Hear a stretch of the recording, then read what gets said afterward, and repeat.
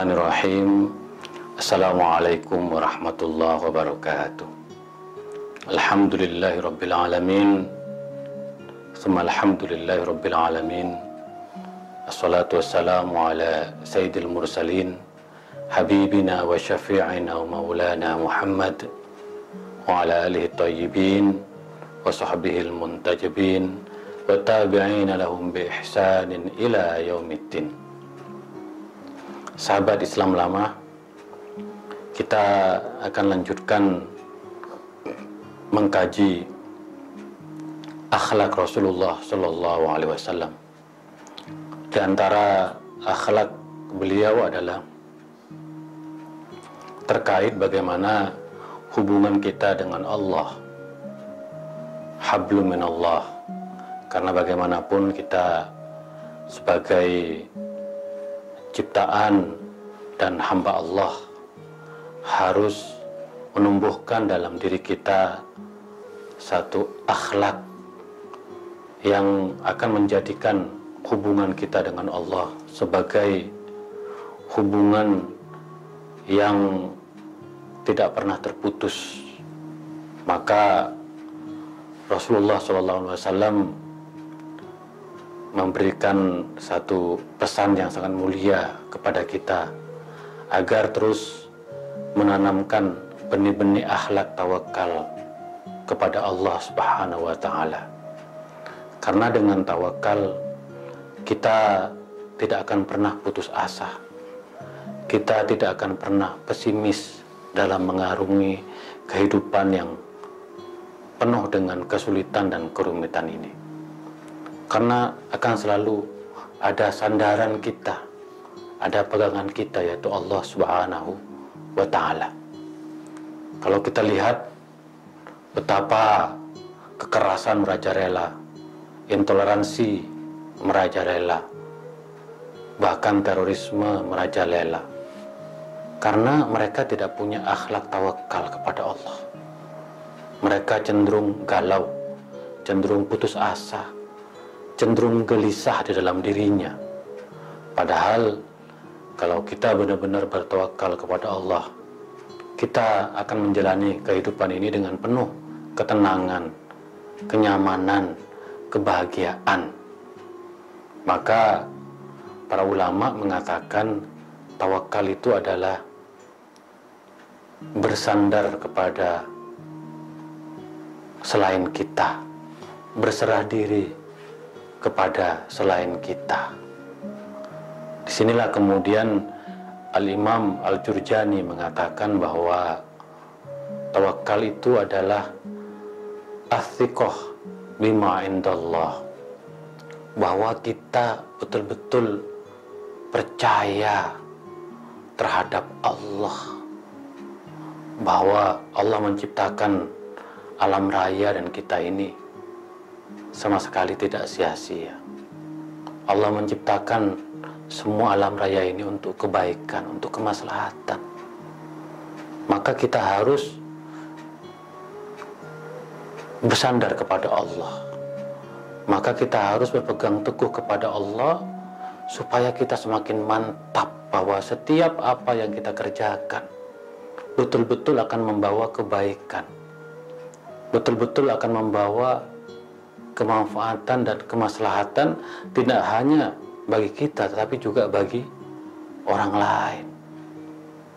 Maka disinilah kemudian para ulama mengatakan apa bedanya antara tawakal dengan berserah diri, atau dalam bahasa Arabnya tafwid. Di dalam Al-Quran lebih banyak istilah tawakal ini, ayat-ayat yang menjelaskan tentang pentingnya tawakal. Nah, tawakal itu adalah sebuah proses yang meniscayakan kita harus bekerja keras, harus ada ikhtiar, harus ada sebab musabab yang kita lakukan. Bahwa kita di dunia ini tidak bisa berpangku tangan, kita tidak bisa bermalas-malasan. Kita harus bekerja, harus berpikir, kita harus banting tulang, Kita harus keluarkan keringat, harus berikhtiar. Maka setelah itu barulah kita berserah diri kepada Allah Subhanahu wa taala. Barulah setelah itu kita bertawakal. Maka saya masih ingat pesan kiai saya di pesantren. Ayat ini yang betul-betul dijadikan nasihat kepada kita semua. Faida azamta fatawakkal 'ala Allah. Kalau kamu sudah berikhtiar, kalau kamu sudah punya keinginan yang kuat, yang bulat, maka bertawakallah kamu kepada Allah. Jadi kita harus punya azimah, harus punya mimpi, harus punya cita-cita. Baru kita bertawakal kepada Allah. Dalam azimah inilah kemudian kita merangkai satu program kerja, satu agenda, satu peta jalan apa yang ingin kita capai. Nah, setelah proses semua berlangsung, maka kemudian kita bertawakal kepada Allah. Kita berserah diri kepada Allah. Jadi, dalam konsep tawakal, ini adalah perpaduan antara ikhtiar dan kerja keras dengan satu sikap berserah diri kepada Allah Subhanahu wa ta'ala. Maka teladan kita, contoh kita adalah Nabi Muhammad sallallahu alaihi wasallam. Dalam sebuah hadisnya di Sahih Bukhari disebutkan, anta abdi wa rasuli wa samaitukal mutawakkil. Wahai Muhammad, kamu adalah hambaku, kamu adalah utusanku, dan aku beri kamu orang al-mutawakkil, orang yang selalu bertawakal.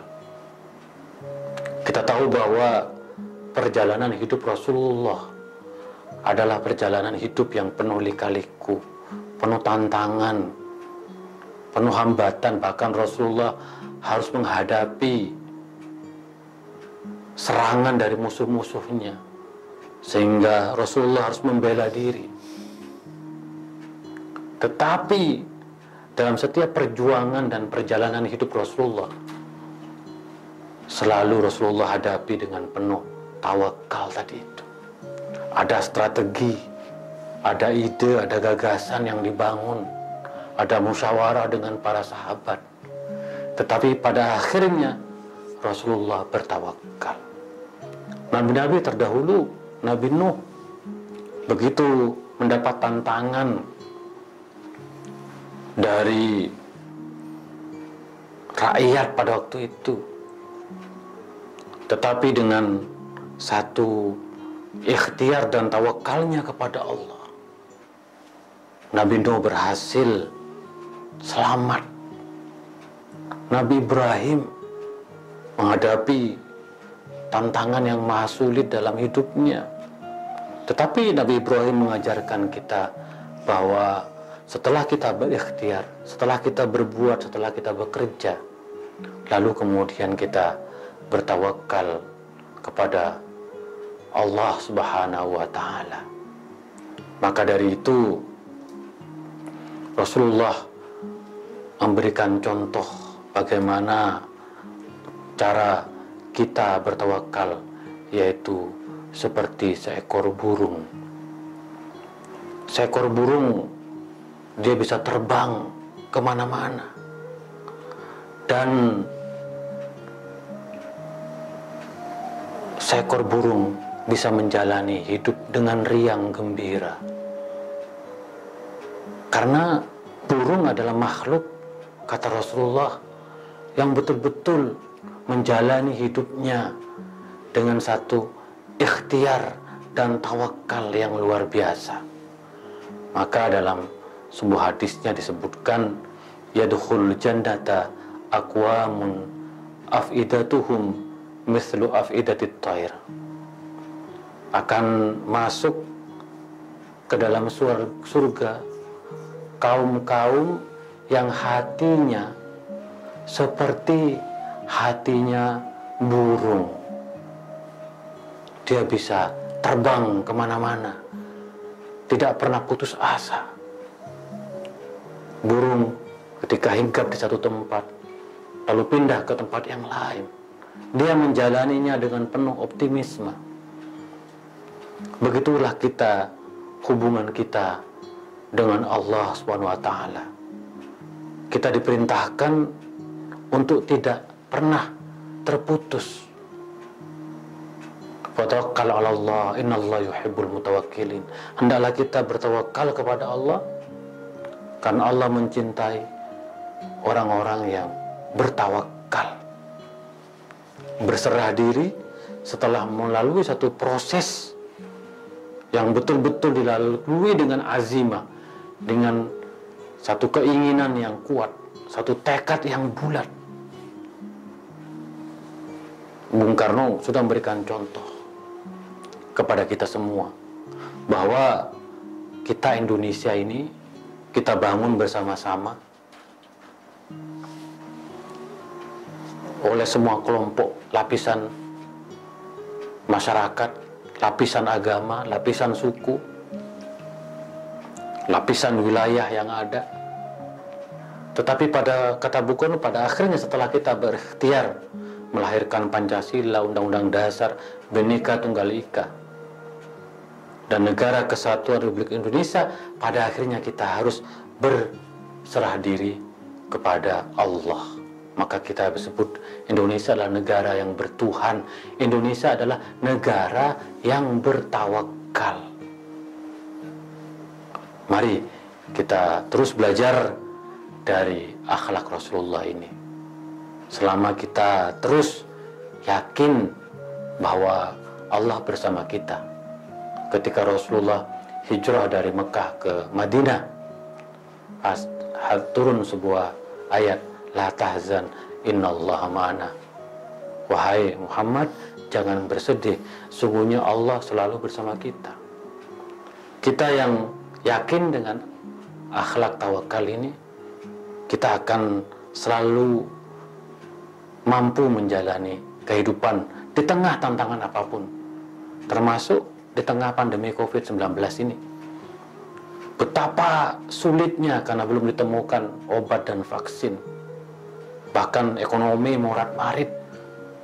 Tetapi dengan kebersamaan, dengan keyakinan kita bahwa tidak ada penyakit yang tidak ada obatnya, maka mari kita kerahkan seluruh upaya kita. Para ilmuwan bergerak menemukan vaksin dan obat. Para dokter menyembuhkan pasien yang sakit.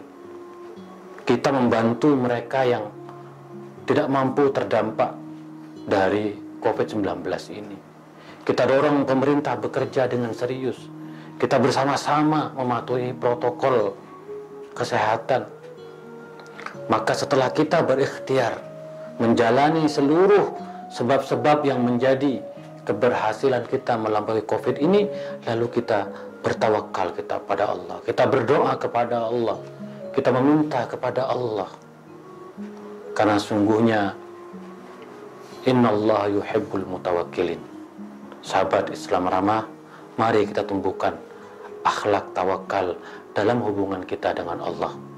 Jangan pernah putus asa, jangan pernah pesimis, jangan pernah gelisah. Kata Rasulullah, yadkhulul jannata aqwamun afidatuhum mislu afidatit thair, bahwa kita akan masuk surga jika hati kita seperti burung yang selalu bertawakal kepada Allah Subhanahu wa ta'ala.